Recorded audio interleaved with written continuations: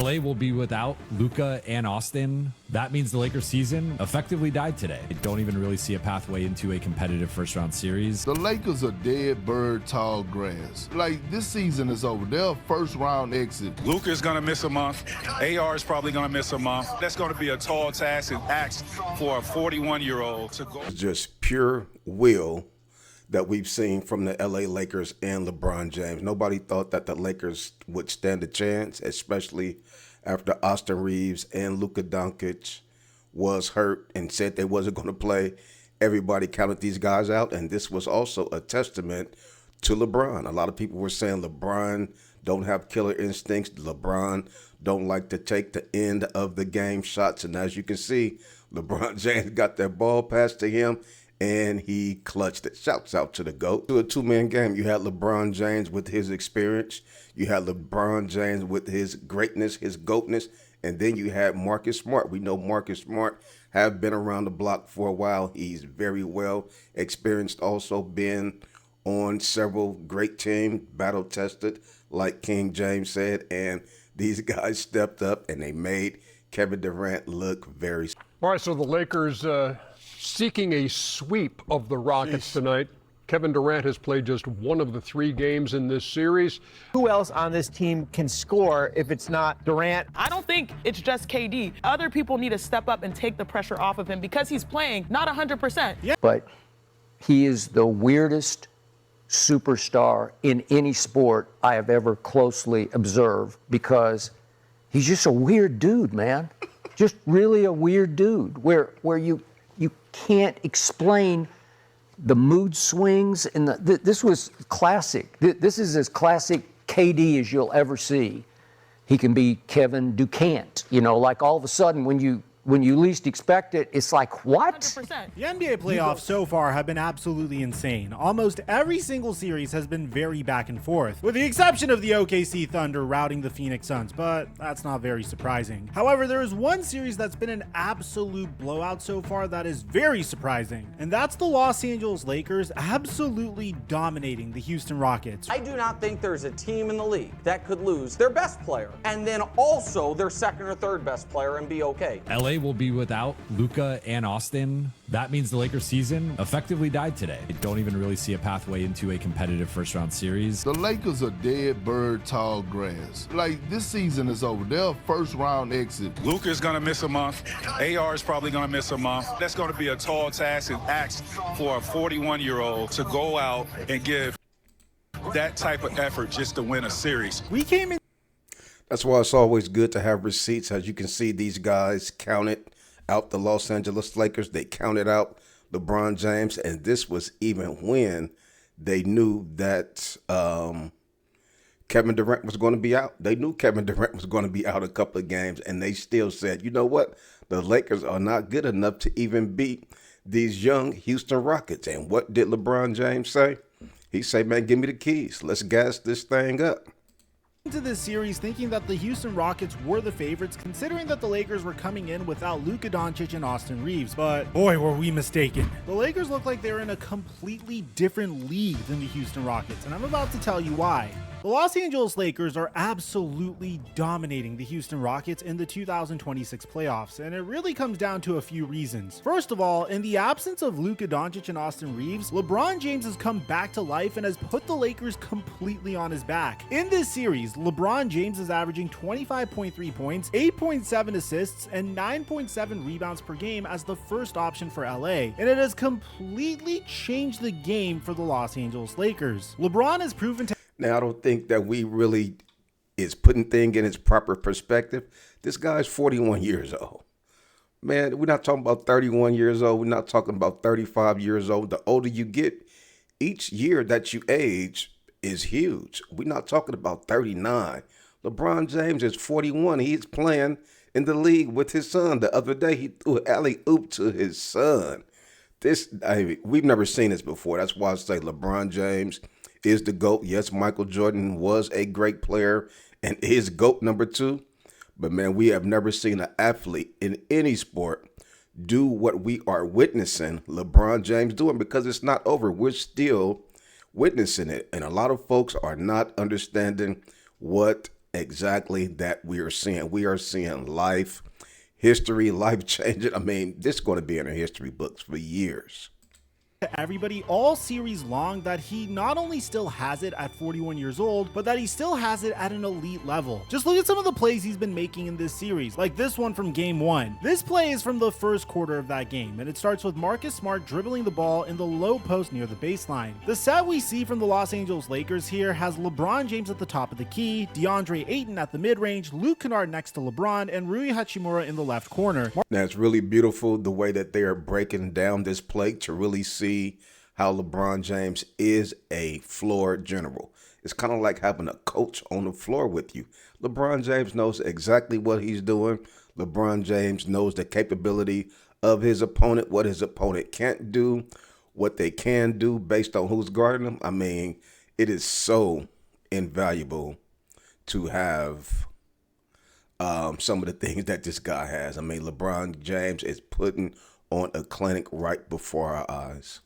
Marcus Smart is going to back down Reed Shepherd while the off-ball movement begins. LeBron is going to cut to the basket right past Josh Okogie before Marcus Smart hits him with a bounce pass. Here, LeBron has the paint position, so if the Rockets wanted to prevent an easy dunk, they would need to get a guy down there ASAP. Well, luckily for them, Jabari Smith Jr. is guarding Rui in the corner and is able to step down and help Okogie by stepping in front of LeBron and closing his lane. While unfortunately for Houston, this is LeBron James we're talking about, and he has eyes in the back of his head and can see plays forming before they even happen. So as soon as LeBron sees Smith come over, he goes up, fakes the layup in the air, and throws a wrap pass around the body of Jabari Smith Jr. to Rui in the corner for a 3, which he makes. This was one of the 8 first quarter assists for LeBron, and it just shows how simply... That's a cold play right there. I didn't even catch that during the first glimpse, but it's the small things that we don't see, but when you break down the film, you like, whoa, this dude is on a different level.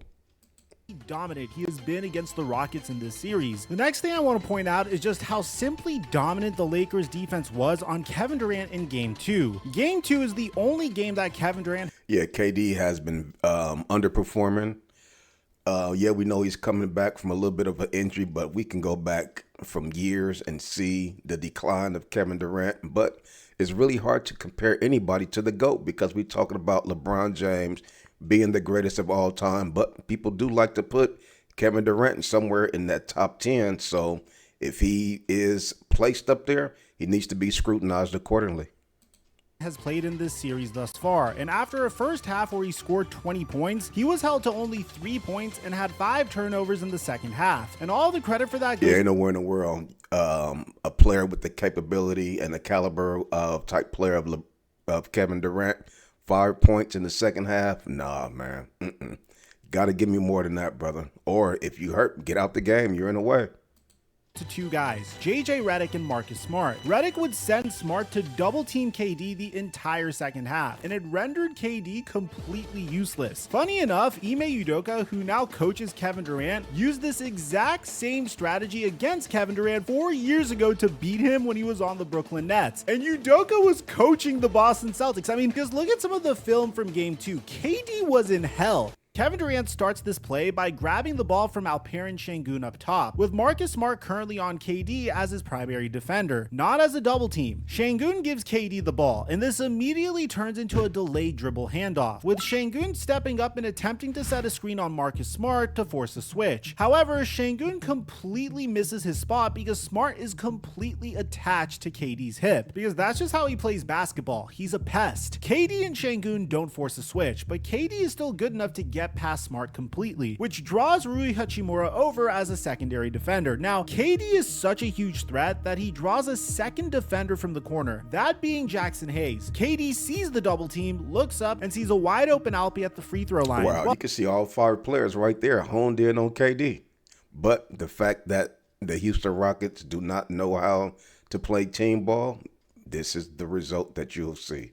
Well, he thought that Şengün was open. KD was forced to make a pass to Şengün here because of the pressure he's facing. But instead of this going to a wide open Şengün, this pass goes right to Marcus Smart, who's trailing behind and baiting the passing lane. Even when Marcus Smart wasn't directly guarding Kevin Durant, he was guarding him off the ball and stepping into his mind. Smart is such an intelligent defender, and he uses that intelligence to completely bait KD into making a bad pass. And this type of defense from not only Smart, but every Laker defender around him, pressuring KD at all times, completely killed all momentum that KD and the Rockets had in the entire second half. And it is the sole reason that the Lakers came out of that game with a 2-0 lead over Houston. JJ Redick has simply outcoached Ime Udoka at every level in this series, and it's shown. When you think about what JJ Redick is putting together, he's out coaching Ime Udoka. He's maxing out his guys. His rotations are on point. That's why we're seeing the difference between the two. Now, when it comes to game 3, we once again saw LeBron James completely take over. And he is the sole reason that the Lakers came out of that game up 3-0 instead of being up 2-1. In a game that once again did not include Luka Doncic or Austin Reeves, LeBron absolutely dominated, scoring 29 points and adding on 13 rebounds and 6 assists. Not only that, but he made the biggest play of the entire series, hitting a game-tying shot with the shot clock off to send the game to overtime, where the Lakers would eventually... Well, like you say, LeBron James know how to shift the gears.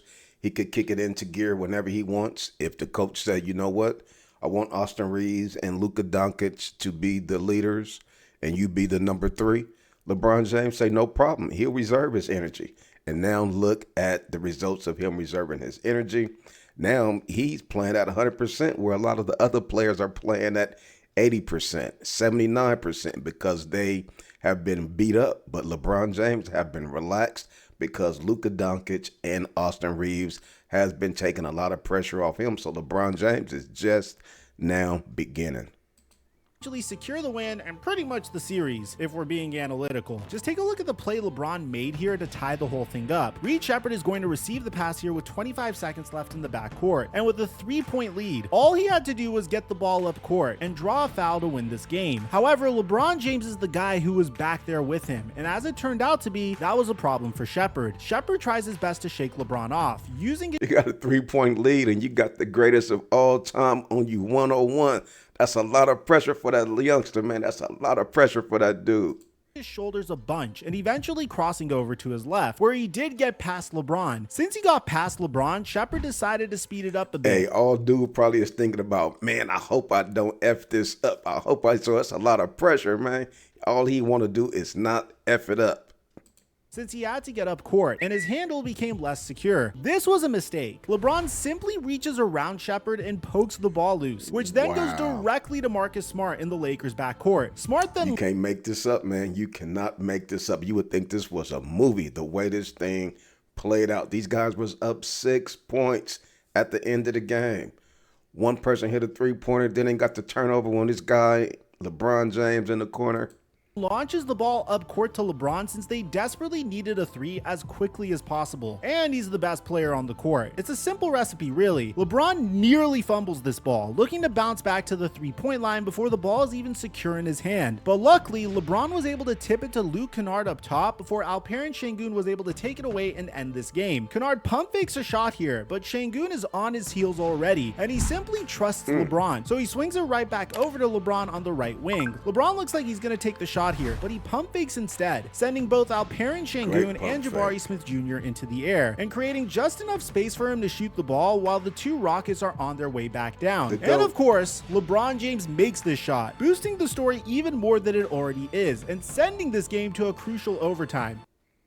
Here's the part that nobody's talking about. It might be the most important piece of this entire series, because when you watch the Rockets play, it's not just that they're losing, it's how they're losing. There's no fight, there's no togetherness, there's no sense that these guys are playing for each other. And if you've been paying attention, well, they don't have a floor leader. There's no leader on the floor to really rally the troops. Theoretically, they really should be dogging the Los Angeles Lakers, but they don't have a floor general like the Lakers have. So that is a huge difference.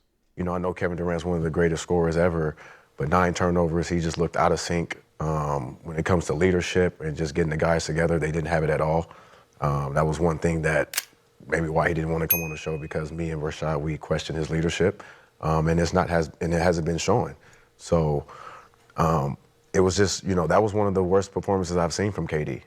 Just overall, just mentally frustrated, really looked like he didn't know how to play basketball. And again, to Brandon's point, KD has shown something that he hasn't shown in a long time, is him not being able to handle this moment. Without a number 2, without a number 3, KD, we're all looking at Although, if you remember him in Brooklyn against the Celtics, he was a disaster. They got swept by the Celtics his last year in Brooklyn. Then he goes to Phoenix, and remember, they crapped out a couple times there where I was saying, Kevin, what are you doing, man? I don't know.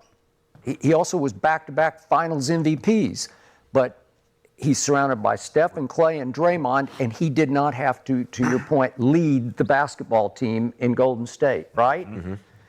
And I'm with you guys. I have questioned Kevin's leadership. He always just says, I just want to hoop. Yeah. He doesn't want to lead. Yeah. And now they're up against a team that doesn't have much of a backbone. Yeah, history has proven that Kevin Durant has been continuing to come up short when he have to been the leader of the team.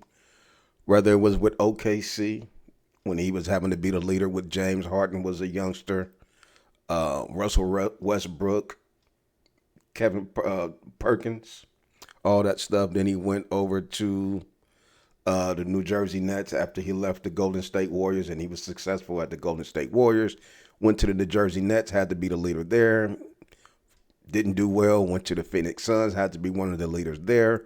Didn't do well. Now Houston Rockets bring him on so he can be one of the leaders, and he is not doing well here. So history is proving that Kevin Durant definitely needs to be a number 2 player, and he needs to have some hitters in front of him to where he can play the backside, how he was doing with Steph Curry, Klay Thompson, and Draymond. No, I don't know, man, because that team last night looked like it had no backbone to me, like it's got no real fight in it. So after the game, Durant had this to say about his performance. Felt good. Glad to be back out there playing high pressure moments. But yeah, bad game for me tonight. I mean, they start doubling me from possession 1, man. Like, I think I got to be better at not putting my teammates in bad positions when I swing that ball. Sometimes I could beat the double, get downhill, make the shot a little easier for them. Shoot the ball. I mean, when two to 3 people on me, I shoot the ball, we can get offensive rebound. So I'm trying to make passes. I'm trying to make the correct, swing the ball sometimes, but I feel like I got to shoot more of those and put my teammates in better position. So, Skip, like you mentioned, Durant struggled in his post-Warriors career. Has now lost 7 straight playoff games. I think 2 to the Nuggets in 2023, got swept by the Wolves. And now, his first game back with Houston. So what has KD shown you as of late, and what did he show you in this playoff debut with the Rockets? It's just, I've been closely watching Kevin. I've gone back and forth with him on social media many times, but since he entered the league, I was a big fan of his when he was at Texas. Defended him. Everybody said he was too skinny, couldn't bench press one time, like he doesn't have enough strength. No. He's 7 feet tall, and he shoots it up here, and he's going to be unstoppable. And at times, many times, he has been. But he is the weirdest superstar in any sport I have ever closely observed, because he's just a weird dude, man. Just really a weird dude, where you can't explain the mood swings. And this was classic. This is as classic KD as you'll ever see. He can be Kevin Durant, like all of a sudden when you least expect it, it's like, what? You go 6 of 7 in the first half and score 20 and look completely unstoppable. And he said after the game in that interview that we saw, I can shoot over those. He can shoot over anybody at any time. He has to go. In the first half, he was going quick against the soft double, and he'd get one big dribble step because he's so long, and he gets one big dribble and goes up, it's either going to be make or miss because nobody's going to bother it. I can tell you that. You can't defend it unless you jump it so hard that, as you guys talked about, he starts backing up. Like, I don't know how to do this, man. I don't know. I'm going to lose the handle on the basketball. And in the second half, he not once tried to shoot over anybody, where he took a hard dribble and said, I'm just going up to shoot it. And as you and I both said, how can you go from 20 in the first half to looking like you've never played the game before? Like you ain't never been double teamed. Seriously. Yeah, like a You look like you ain't never been double teamed before. Yeah. And he tried to say in that interview, he said, I was doubled from possession one tonight. Okay, it was soft versus hard, but still, yeah, there was somebody coming every time, and he just said, I'm going to do this. And what happens in the second half, I don't know, where he's just a weird dude. It's been so, this could. Skip Bailey said Kevin Durant just weird, but when you really break it down and look at the history of Kevin Durant and all the dynamics, and with him having the burner phones and him having the burner accounts and going back and forth with people online and being very emotional, don't want nobody to criticize him about anything, taking everything real personal, very thin skin. Him and Draymond Green getting into it. I mean, damn, KD. Dates back to Oklahoma City remember when Westbrook got his knee hurt by Pat Beverly and was lost? Go look at what happened to Kevin after that. Go look at the Memphis series. Go look at the numbers of that series. It's the same stuff that we're talking about where you're saying, what is that? And then when I least expected it, he joins forces with the team that they had down 3-1 in the conference finals. And he goes back-to-back game threes in LeBron's house, in LeBron's face, and wins MVP and looked like all world. And he did that. And I give that up because I didn't see that coming. But he had the weight of the NBA world on his slender little shoulders, and he just lived up and lived up. And he's a made man. And now I feel like he doesn't really, and he's killed me for this, but that's fine. But he feels semi-retired to me where he doesn't care that much. He still loves to hoop and he loves to be out there in the spotlight it's fun. He had fun last night. He said, I felt good. And he did. He looked great in the first half and then that's enough. I don't really care that much. And I don't know if he loves these guys, so I don't care if I don't know if he cares that much about winning.